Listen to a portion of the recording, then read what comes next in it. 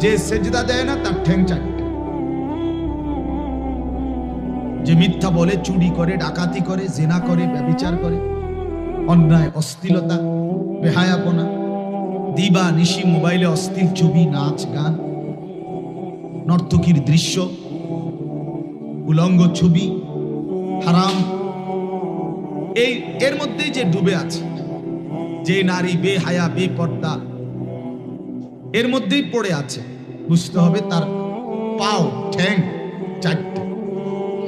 অর্থাৎ ওইটা মূলত চতুষ্পদ জানোয়ার, আর জানোয়ারের ঠ্যাং তো চারটেই। কথা বলেন না?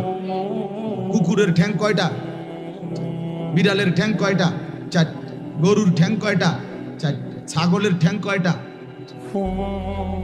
মানুষের পাও দুইটা। আর মানুষ তাকেই বলে গোলামি যে করে। ওমা খালাকতুল জিন্না ওয়াল ইনসা ইল্লা লিয়াবুদুন।